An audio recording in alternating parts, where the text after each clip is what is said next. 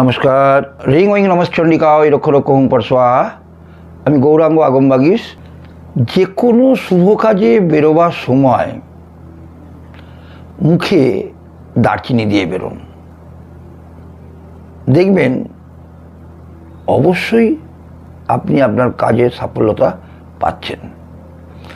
এবং এই দারচিনির সঙ্গে যদি একটি ছোট এলাচ রাখেন, সবুজ রঙের ছোট এলাচ যেগুলো হয়, গ্রিন এলাচ, সেই ছোট এলাচ জিভের তলায় দিয়ে রেখে দিন, আপনার হার্ট অনেক ভালো থাকবে এবং যে কাজে যাচ্ছেন সেই কাজের সফলতা অবশ্যই আপনি পেতে বাধ্য।